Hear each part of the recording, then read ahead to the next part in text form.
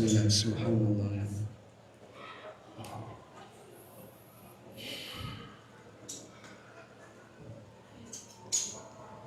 Assalamualaikum warahmatullahi wabarakatuh. Alhamdulillah wassalatu wassalamu ala rasulillah wa ala alihi wa sahbihi wa mawalah. Wa ashhadu an la ilaha illallah wahdahu wa ashhadu anna Muhammadan abduhu wa rasuluh.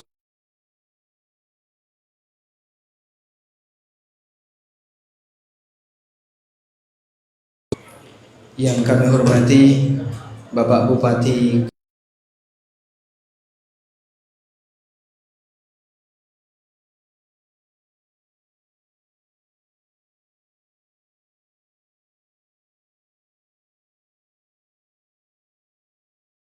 hormati pula perangkat desa Kelurahan Waru,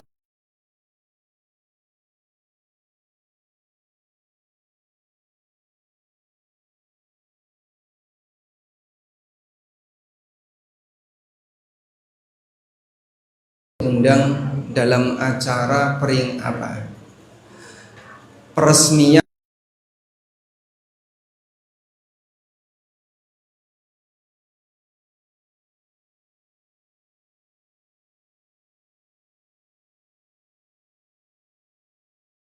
Kebak Kramat itu full magic. Ini anggere lewat, oh sudah sampai Kebak Kramat. Tengger iki berarti kata dukune nomor berapa? Boten. Dulu, makanya jangan di Kebak Kramat.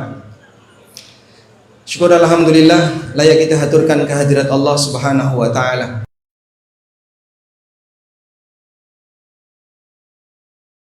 Sehingga kita bisa kumpul bareng di sini meresmikan salah satu rumah Allah Subhanahu wa taala, yaitu Masjid An-Nur.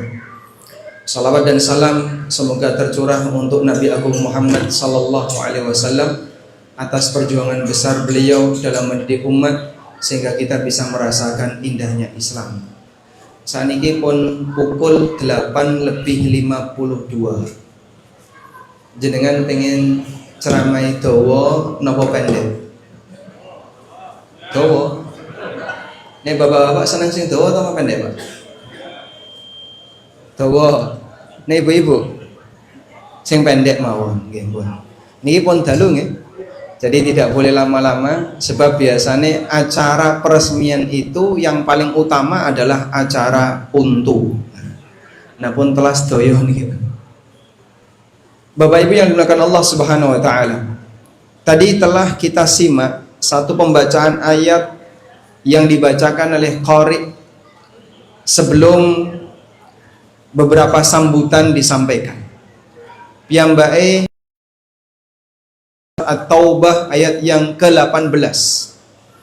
Innama ya'muru masajidallahi man amana billahi wal yaumil akhir wa aqamas salat wa ataz zakah wa lam yakhsha illallah. Sak temene menungso sing saged memakmurkan masjid Allah hanyalah orang yang beriman kepada Allah dan hari akhir.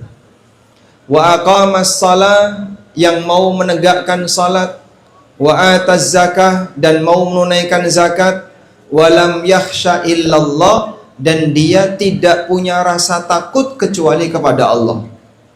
Fa'asa ulaika ayyakunu minal muhtadin. Kemudian Allah mengatakan mereka itulah orang-orang yang mendapatkan petunjuk. Bapak Ibu yang dimuliakan Allah Subhanahu wa taala, memakmurkan masjid niku rupane wonten kali, Pak. Kula baleni meleh biar semuanya fokus nggih. Nyuwun sewu, insyaallah mboten dangu niki. Karena sudah malam. Kula saking tebih, Pak. Memakmurkan masjid wonten pinten? Wonten kali. Nomor siji, memakmurkan fisik masjid. Memakmurkan fisik masjid tegese pripun, Pak? Ngedekno masjid, bangun masjid, kemudian memperindah isinya dan seterusnya, sehingga nyaman dipakai untuk kegiatan sholat, Memakmurkan seperti ini disebut dengan memakmurkan bagian fisik masjid. Wonten memakmurkan sing nomor kali. Langkung penting timbangannya memakmurkan yang pertama. Napa memakmurkan yang nomor dua? Memakmurkan yang kedua adalah memakmurkan kegiatan masjid. Pripun Pak bentuknya memakmurkan kegiatan masjid? Memakmurkan kegiatan masjid artinya memanfaatkan masjid itu untuk dipakai beribadah kepada Allah secara maksimal. Rame-rame do nyengkuyung sholat jamaah, kegiatan pengawasan, kegiatan-kegiatan Islam yang lain, sehingga masjid itu penuh dengan isi kegiatan-kegiatan yang memberi manfaat bagi kaum muslimin. Saniki kula tanglet, yang lebih memberikan pengaruh bagi kemakmuran masjid itu bangunannya atau kegiatannya, Pak? Bangunannya apa kegiatannya? Kegiatannya. Nek masjid niku bangunannya megah, gede, dhuwur, tapi kok boten dinggo sholat jamaah, ya padha mawon karo omah suwung, sehingga tidak memberikan manfaat yang besar. Tapi kalau masjid itu walaupun kecil, sederhana, tapi sholat jamaah di situ maksimal, makmur 5 waktu tidak pernah kosong, sehingga adzan setiap 5 waktu selalu ada. Inilah masjid yang makmur yang sejatinya. Karena itulah Nabi SAW nanti ngendika memberikan pujian untuk orang yang sregep tekon ing masjid dalam rangka melaksanakan sholat. Rasulullah SAW bersabda, "Idza ra'aitumur rajula ya'tadul masjid fashhadu lahu bil iman." Nek awakmu kok ketemu ana lelaki, ana wong lanang sing sregep bolak-balik teko ning masjid, fashhadu lahu bil iman, saksikanlah kalau dia ini adalah orang mukmin yang sejati. Terus salah sijine tanda wong mukmin adalah hatinya selalu tergantung dengan masjid. Piyambake sregep bolak-balik datang ke masjid. Lalu Nabi SAW membacakan firman Allah, "Innama ya'muru masajidallahi man amana billahi wal yaumil akhir." Manungsa sing gelem memakmurkan masjid Allah hanyalah orang yang dia beriman kepada Allah dan hari akhir. Berdasarkan hadis ini, maka kita bisa mendapatkan pelajaran bahwa memakmurkan masjid yang sejatinya adalah mengisi kegiatan masjid dengan melaksanakan sholat dan kegiatan-kegiatan yang sifatnya layak untuk dilakukan di masjid. Tidak hanya sebatas yang penting bangun bangunan sing gagah, sing gede, sing dhuwur. Masjidil Haram niku sudah ada sebelum Nabi Muhammad SAW diutus. Bahkan Masjidil Haram termasuk masjid yang pertama kali ada di muka bumi. Sebagaimana yang Allah Subhanahu wa taala tegaskan dalam Al-Qur'an, "Inna awwala baitin wudi'a lin-nas lalladzi bi Bakkah mubarakah." Sesungguhnya rumah pertama kali yang diletakkan untuk manusia adalah rumah berupa bangunan Ka'bah yang ada di kota Bakkah. Kota Bakkah niku kota Mekah. Terus Masjidil Haram niku sampun wonten sebelum Rasulullah SAW diutus. Ada sejak zaman siapa Pak? Bahkan sebelum Nabi Adam alaihissalam. Karena sebagian ahli tafsir mengatakan yang bangun Ka'bah niku malaikat. Ada juga yang mengatakan sing bangun Ka'bah niku Nabi Adam. Intinya masjid ini merupakan masjid yang pertama kali ada. Terus gimana Pak? Ketika tidak ada Nabi, Masjidil Haram niki isine perbuatan kesyirikan. Rumiyin saderenge Nabi Muhammad SAW berhasil menaklukkan kota Mekah. Di sekitar Ka'bah itu ada 360 berhala. Loh kok kathah Pak? Karena orang musyrikin itu setiap hari dia punya satu berhala. Kalau 1 tahun wonten 360 hari, berarti cacahe wonten 360 berhala. Setiap hari nyembah ganti berhala. Berarti Masjidil Haram ketika itu diisi dengan apa? Dengan perbuatan kesyirikan. Napa sing kados ngeten niki masjid yang makmur? Nggih boten, Pak. Ketika Masjidil Haram itu diisi dengan praktek kesyirikan, maka justru itu menjadi noda di rumah Allah Subhanahu wa taala. Karena itulah dulu ketika Allah mengutus Nabi Ibrahim alaihissalatu wassalam, Allah perintahkan Nabi Ibrahim dan Ismail untuk membersihkan Masjidil Haram dari praktek-praktek kesyirikan. Allah Subhanahu wa taala berfirman, "Wa id ahidna ila Ibrahim wa Ismaila an tahhira baitiya lit-ta'ifina wal 'akifina war-ruk'is sujud." Ingatlah ketika kami perintahkan kepada Ibrahim dan Ismail, an tahhira baitiya, bersihkan rumahku. Bersihkan dari mana? Dari semua praktek kesyirikan. Sebab masjid kok dipakai untuk praktek syirik, malah ini menodai rumah Allah Subhanahu wa taala. Dari sinilah kita bisa mendapatkan pemahaman, nek mong bangunan Masjidil Haram itu sudah ada sejak masa silam.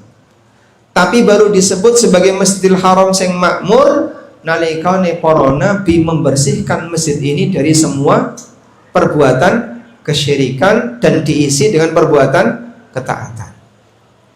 Makanya Bapak Ibu, nek jenengan banding nggih antara Masjid An-Nur dengan Masjid Nabawi pertama niku gagah pundi, Pak? Langkung gagah pundi, Pak? Langkung gagah masjid sampeyan niki 2 lantai, ber-AC, terus wonten ornamen napa niku kuningan melingkar, Masya Allah. Lampunya gemerlap. Dibandingkan dengan masjid di zaman Nabi SAW, luwih larang masjid sampeyan.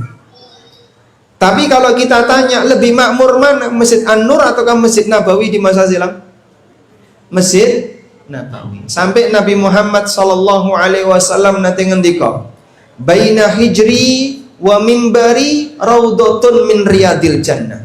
Antarane omahku sampai mimbar ini adalah salah satu taman surga. Sing jenenge napa? Raudhah. Wong nek ngibadah teng mriku ganjarane bisa mengantarkan dia ke surga. Oh, sakniki jamaah haji sama umrah nek arep mlebu raudhah kudu ngantri. Harus punya yang namanya tasrih, izin untuk bisa masuk raudhah. Di masjid manapun tidak ada raudhah. Di Masjid Nabawi di zaman Nabi SAW, raudhah ini menjadi tempat yang paling mulia. Maka kemakmuran masjid tidak diukur dari megah dan besarnya bangunan. Kemakmuran masjid diukur dari seperti apa yang mengisi kegiatannya. Nah, para ulama menjelaskan kenapa Nabi SAW menyebut area itu sebagai raudhah. Raudhah niku artinya apa, Pak? Yun sewu Ibu. Raudhah niku artosnya apa, Bu? Niki pengawasan dari rampung pun arisan. Raudhah niku artinya apa, Pak? Taman. Raudhatul Jannah berarti artinya taman surga. King nopo kok Masjid Nabawi itu disebut sebagai taman surga? Para ulama menjelaskan ada 3 makna kenapa Masjid Nabawi itu disebut sebagai taman surga. Makna yang pertama, disebut sebagai taman surga sebab kegiatan yang ada di masjid itu adalah kegiatan-kegiatan ibadah, kegiatan ketaatan yang bisa mengantarkan orang menuju surga. Sing rupane sholat jamaah, ngrungokno pengawasan, mendengar ceramah ketika khutbah Jumat, berzikir, baca Quran. Nah, kegiatan ini adalah kegiatan taman surga yang bisa mengantarkan orang menuju surga. Ini makna yang pertama. Makna yang kedua, Nabi SAW menyebut ini sebagai raudhah sebab siapa yang melakukan ibadah di situ nanti akan mengantarkan dia untuk bisa mendapatkan surga. Makna yang ketiga, tempat ini disebut sebagai taman surga sebab tempat ini nanti akan diangkat oleh Allah lalu ditaruh di surga. Dari 3 makna ini berarti sing kira-kira saged ditiru sing pundi? Makna yang pertama, bisa enggak kita membuat masjid kita itu seperti taman surga? Saged, Pak. Caranya pripun? Sampean jadikan masjid ini masjid yang selalu diisi dengan ibadah.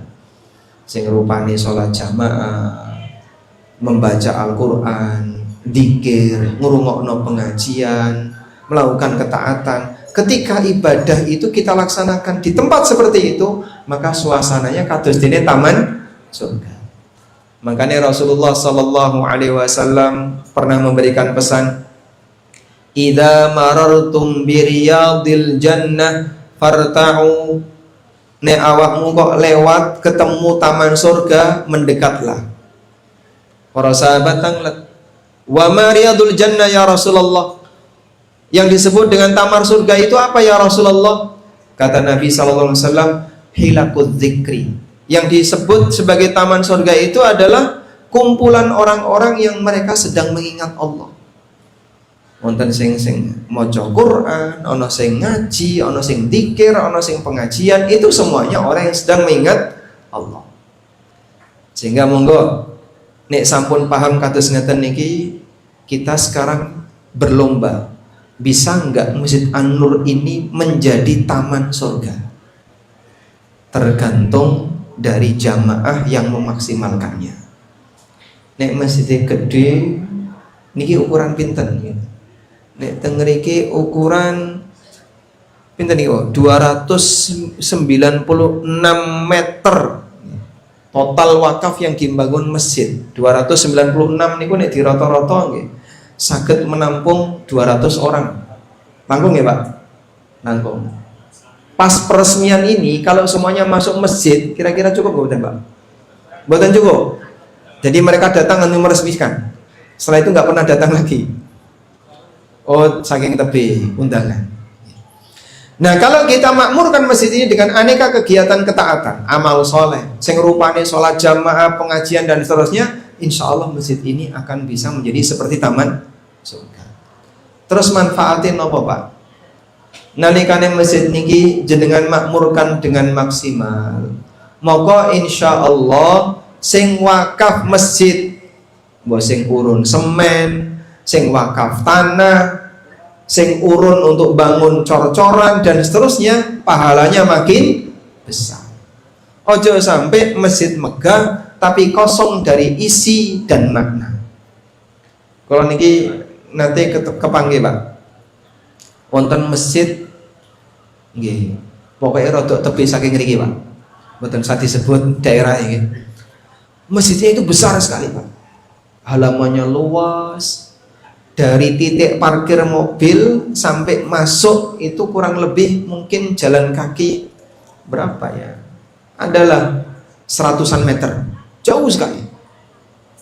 Tapi Masya Allah, ruang utama yang dipakai sholat jamaah itu tidak lebih dari 5 kali 5. Nek niki pinten niki? Panjangnya berapa? 14 kali 14. Masjid segede itu, ternyata ruang utama. Kalau niki kan full ruang utama, gitu. Ternyata ruang utamanya nggak lebih dari 5 kali 5. Sisanya apa? Hanya tempat untuk orang nongkrong. Sehingga di situ menjadi tempat wisata, destinasi orang berkunjung untuk melihat kemegahan dan keindahannya. Tapi sing sholat jamaah cuma 2 soft kecil 5 kali 5. Kalau nalikane sholat tengah itu, Masya Allah, iki bangunan eman gitu. Ini sebenarnya lebih tepatnya taman bukan masjid. Karena sebenarnya secara fungsi tidak maksimal dipakai untuk masjid. Orang datang ke sana hanya untuk wisata, duduk-duduk bareng dengan keluarganya, makan-makan, pulang. Jajan-jajan di sebelahnya banyak sekali warung-warung. Nek kaya ngene, berarti ini tidak maksimal sebagai tempat ibadah. Makanya tadi sudah kita sampaikan di depan bahwa memakmurkan masjid wonten kalih, memakmurkan bangunan dan memakmurkan isi. Yang dipuji oleh Nabi SAW, nalikane menungso niku saged memakmurkan isi. Bangunan sederhana tapi isine mentes, walhamdulillah. Jenengan sampun nanti teng Masjid Jogokaryan Jogja. Sampun nggih? Nika masjid ageng napa alit, Pak? Kecil, Pak. Ruang utamanya kecil, kanan kirinya luas, tapi fungsinya maksimal. Nek sholat 5 waktu meh kebak. Sehingga jangan dilihat megah dan tidaknya, tapi lihat seperti apa fungsinya. Alhamdulillah teng Sragen sampun wonten nggih. Masjid napa niku? Al-Falah. Al-Falah, walhamdulillah. Dan sekarang mulai banyak ditiru di masjid-masjid yang lain. Bagaimana masjid itu bisa memberikan layanan bagi umat. Makanya mungkin saya tanya ke Pak Takmir. Niki Pak Ketua Takmir wonten? Pak Ketua Takmir. Ini Ketua Takmir yang mana ini? Niku tulisannya kok rombongan bupati kok. Oh, teng niki. Baik, mungkin anggota takmir, saya mau tanya. Masjid ini mau dijadikan sebagai masjid kelas kelurahan, masjid kelas kecamatan, atau masjid kelas nasional? Ya? Pengennya sing pundi? Masjid kelas? Baik, karena terkadang ada sebagian orang yang dia hanya ingin menjadikan masjid itu kelas padukuan. Terus nek wonten sing salat jamaah kok iki kok rame wong jobo, wong lokal malah gak entuk nggon. Iku malah ngilang sing lokal, Pak. Loh, kenapa kok kamu nggak datang ke masjid? Wong jobo kabeh sing ngisi masjid. Seharusnya kan kamu berlomba ngikut isi sop, bukan malah menghindar. Lagi sing dhisik urunan ya mbahku, bapakku, malah tinggoni wong liya. Kok malah gak nyaman ya? Karena ada orang yang salah dan keliru memahami. Masjidnya dipakai oleh orang lain, nesu. Kedai pripun? Alhamdulillah, amalih bapak, wakafe simba dimaksimalkan oleh masyarakat. Kan kedai ngaten nggih, Pak? Kadang wonten malah sebaliknya. Iki sing teko pengajian kok wong Jawa kabeh, wong kampung ora ono, akhirnya malah ngilang. Berarti kan sikap seperti ini keliru. Lah terus kok sampean mboten teng masjid? Ah, kono dikebaki wong Jawa, Mas. Aku wis mau salat jamaah ning kono, golek ning langgar. Lah seharusnya kan Bapak berlomba-lomba untuk ikut bersama-sama memenuhi soft-soft yang ada di masjid itu agar masjid ini tetap makmur sehingga sing beramal ganjarannya tambah gede.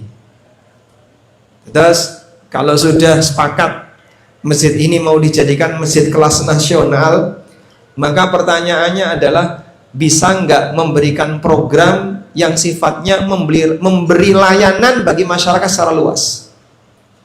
Kalau bisa silahkan jadi masjid kelas nasional. Tapi kalau masjidnya kados ngoten niku Pak, ya sing nek pengen ya sing memanfaatkan wong warga setempat. Nah, berarti ini mau jadi masjid kelas lokal. Perlu dipahami, dimanapun masjid itu dibangun adalah milik Allah. Allah Subhanahu wa taala berfirman, wa innal masajida lillah fala tad'u ma'allahi ahada. Sing jenenge masjid niku milik Allah. Tegese pripun? Sudah diwakafkan untuk kaum muslimin. Siapapun yang mau memanfaatkan, mari berlomba-lomba untuk turut memanfaatkan. Baik warga setempat maupun warga yang lain. Sehingga kalau sudah ingin dijadikan sebagai masjid kelas nasional, siapkan program pelayanan yang bisa memberi manfaat kepada masyarakat secara luas. Tapi kalau misalnya kau pengennya mau masjid lokal mawon, nggih saged. Intinya begini, semakin memberi manfaat, sing wakaf ganjarannya makin besar. Sehingga kita berlomba-lomba. Monggo memakmurkan masjid ini. Niku wau Pak Bupati sampun pesen, ibu-ibu niku wau nggih pun dipesen nggih. Pesenin apa, Bu? Memakmurkan masjid. Nah, ibu-ibu memakmurkan masjid kalian apa? Nggawa panganan, Pak. Insya Allah nih ana panganan Kak sing teko rame. Yaitu motivasi saja. Tapi intinya kita mengajak kepada masyarakat bahwasanya masjid ini kita makmurkan dalam rangka untuk melestarikan amal. Walhamdulillah. Nyun sewu. Dugi jam pinten, Pak? Kula kuwatir mangke dipun paringi peringatan. Pun cekak. Pripun? Pak Tamir pripun? Dugi jam pinten? Jam 12. Masyaallah. Jam setengah 12. Nggih, kula genepi ning ngoten niku. Baik. Selanjutnya, Bapak Ibu yang dimuliakan Allah Subhanahu wa taala. Setelah kita memahami bahwasanya bentuk memakmurkan masjid inilah yang paling inti adalah mengisi kegiatan masjid. Itu yang lebih dipuji oleh Nabi SAW. daripada sebatas membangun fisiknya. Maka berikutnya, kira-kira masjid ini harus kita isi dengan apa? Zaman diberikan Allah Subhanahu wa taala. Masjid ini kelasnya berbeda. Wonten masjid sing kelasnya paling dhuwur. Inggih menika Masjidil Haram. Siapapun yang sholat di Masjidil Haram, ganjarannya kados dene lebih baik daripada 100.000 kali daripada sholat di selain Masjidil Haram. Nomor kali Masjid Nabawi. Sinten sing sholat di Masjid Nabawi ganjarannya lebih apik 1000 kali dibandingkan selain Masjid Nabawi. Nomor 3 Masjid apa Pak? Masjidil Aqsa. Sinten sing sholat di Masjidil Aqsa ganjarane 500 lebih baik daripada sholat di selain Masjidil Aqsa. Selain ini hanya ada satu masjid yang punya keistimewaan, menika Masjid Quba. Sehingga di dunia ini hanya ada 4 masjid yang disebutkan dalam dalil punya hak khusus: Masjidil Haram, Masjid Nabawi, Masjidil Aqsa, dan Masjid Quba. Nek keutamaan Masjid Quba napa Pak? Man tatahhara fi baitihi thumma ata Quba fa shalla ma sya'allahu ay yusalliya. Sapa wong sing bersuci dari rumahnya, wudu dari tempat tinggalnya, lalu dia mendatangi Masjid Quba, terus piyambake salat sesuai yang dia inginkan, maka dia mendapatkan pahala seperti pahala umroh. Pak, nek kaya Masjid An-Nur ngeten niki keutamaane napa Pak? Keutamaane siapa yang datang ke masjid, dia dalam jaminan Allah Subhanahu wa taala ketika berangkat dan pulang, dan itu berlaku untuk semua masjid. Setiap langkah kaki kanan menambah pahala dan meningkatkan derajat. Setiap langkah kaki kiri menghapus dosa. Sehingga di masa silam para ulama nalikane waktu sholat jamaah, saking banyak yang jalan Pak, sampai kados dene pas riyo niku lho Pak. Saking banyaknya orang yang jalan. Nah, selanjutnya keutamaan itu juga bisa didapatkan begitu seseorang masuk masjid lalu dia membaca aneka doa. Dungane napa Pak? A'udzu billahil azim wa biwajhihil karim wa sultanihil qadim minasyaitonir rajim. Penapa? Kula baleni nggih. A'udzu billahil azim wa biwajhihil karim wa sultanihil qadim minasyaitonir rajim. Cobi kula dereke. A'udzu billahil azim wa biwajhihil karim wa sultanihil qadim minasyaitonir rajim. Sampun? Baleni Pak. Maka dipadosi teng Google mawon nggih. Insyaallah wonten. Nggih. Sing pun hafal mungkin angkat tangan Pak. Boleh pulang duluan. Oh, boten. Jadi masuk masjid membaca doa seperti ini sampai setan itu menghindari dia, dan dia mengatakan hufidha minni sa'iral yaum. Wong iki dilindungi dari setan sepanjang hari dengan membaca doa tadi. Nomor kali nalikane menungso mlebet masjid terus piyambake nglakoni salat. Salat napa? Sing jenenge salat tahiyatul masjid. Tahiyatul masjid niku napa sih Pak?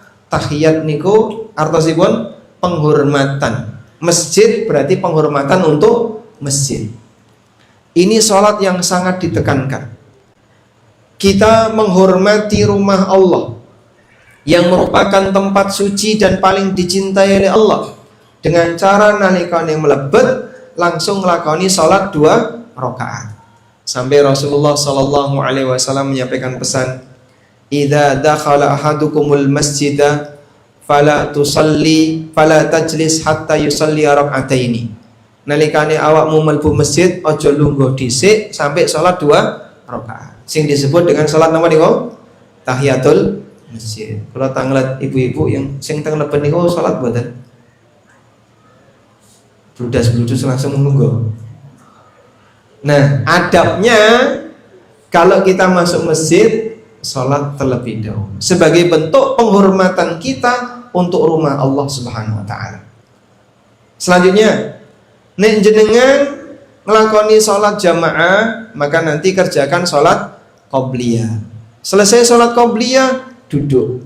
Rasulullah Sallallahu Alaihi Wasallam mengatakan, siapa yang selesai sholat qobliyah, piyambai duduk kemudian nunggu sampai qomat dikumandangkan, fakana fis salati man tadhara shalah, dia mendapatkan pahala sholat selama dia nunggu sholat. Walaupun cuman lunggah-lungguh, duduk dolanan HP, ini masuk kategori dapat pahala sholat. Sebab apa Pak? Nunggu pelaksanaan sholat. Sehingga walaupun beliau tidak sedang sholat, tapi nunggu pelaksanaan sholat, orang ini mendapatkan pahala seperti orang yang sholat. Banjur setelah itu melaksanakan sholat berjamaah. Selesai sholat jamaah, kemudian tidak langsung pulang, dzikir terlebih dahulu. Napa keutamaannya? Siapa yang duduk di tempat sholatnya sambil berzikir, tusalli alaihil malaikah malam yahdith, dia akan mendapatkan salawat dari malaikat selama dia tidak berhadas. Selama tidak berhadas tegese boten batal. Madama fi musallahu, selama dia berada di tempat sholatnya. Terus boten geser, boten muleh, ini nanti didoakan oleh malaikat. Pripun dongane malaikat? Allahumma gfirlahu, Allahumma arhamhu. Dia didoakan oleh malaikat, ya Allah ampunilah orang ini, ya Allah rahmatilah orang ini. Sampai ngendikane setunggalipun ulama Malikiyah, jenenge Imam Al-Muhallab. Piyambake ngendika ngeten iki. Nek ana menungso rumangsa dosane kathah, salah satu cara untuk menghapuskan dosa yang bisa dia lakukan, laksanakan sholat jamaah. Selesai sholat jangan pindah tempat, nikmati dongane malaikat yang dia mendoakan orang ini dengan kalimat Allahumma gfirlahu, Allahumma arhamhu.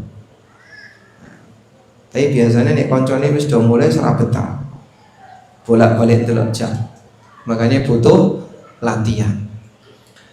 Kemudian yang terakhir, setelah selesai sholat kemudian berzikir, lalu piyambake kondur. Nalikane pulang, setiap langkah menuju rumahnya dicatat oleh Allah Subhanahu wa taala mendapatkan pahala sebagaimana ketika dia berangkat. Kaki kanan bisa menghapus, kaki kanan bisa mengangkat derajat, dan kaki kiri menghapus dosa. Tidak ada yang sia-sia. Karena semua inilah ganjarane wong jamaah teng masjid angsal pinten Pak? 27 kali lipat. Sebab kegiatan sholat jamaah itu banyak. Mulai persiapan dari rumah, kemudian jalan kaki menuju masjid, sampai masjid nanti sholat sunnah dulu, nunggu iqamah, sholat jamaah, sampai dia pulang. Karena kegiatannya banyak, maka dia merangkai aneka amal ibadah. Nek saged kados ngoten, ini disebut oleh Nabi SAW sebagai kegiatan ribat. Ribat niku napa? Menggandengkan ketaatan dengan ketaatan berikutnya. Rasulullah sallallahu alaihi wasallam mengatakan, isbagul wudu'i 'alal makarim wa kathratul khuta ilal masajid wa intidarus salati ba'das salat. Menyempurnakan wudu walaupun dalam kondisi tidak suka, memperbanyak langkah menuju masjid, dan menunggu sholat selesai sholat sunnah. Kata Rasulullah SAW, fadhalikumur ribat, fadhalikumur ribat. Amal kados ngeten niki seperti menggandengkan ketaatan dengan ketaatan berikutnya. Karena rampung amal satu, dia sambung dengan amal yang kedua. Wah, niki nek pengajian kok karo ngantuk. Mbok mlebu mbok ora, muga-muga mlebu. Tapi saya tekankan tadi, kados dene pesen yang disampaikan oleh Nabi SAW, membiasakan diri datang ke masjid, inilah yang harus kita perjuangkan setelah kita bangun masjid. Nggih pun, mboten sadangu-dangu, niki jamaahane pun bosen. Sing sebelah lor kepanasan, sing sebelah kulon kademen. Baik, mungkin itu saja yang bisa kita sampaikan. Semoga apa yang kita bahas ini memberikan motivasi bagi saya pribadi dan Bapak Ibu sekalian untuk bisa menjadi hamba-hamba yang berusaha memakmurkan masjid, dan Allah Subhanahu wa taala jadikan masjid ini sebagai masjid yang barokah, memberi manfaat bagi masyarakat, tidak hanya masyarakat Sumberjo, Kelurahan Waru, tapi juga masyarakat yang lainnya. Dan mugi amal para wakif yang telah mewakafkan lahan, wakaf bangunan, wakaf tenaga, wakaf waktu, wakaf pikiran, dan amal para jamaah yang ikut serta dalam mendirikan Masjid An-Nur Sumberjo Waru Kebak Keramat diterima oleh Allah Subhanahu wa taala dados amal saleh. Mekaten ingkang saged kula aturaken kathah lepatipun nyuwun kenging pangsama. Wassallallahu ala nabiyyina Muhammadin wa ala alihi wa sahbihi wasallam. Wa akhiru da'wana alhamdulillahi rabbil alamin. Wassalamu alaikum warahmatullahi wabarakatuh.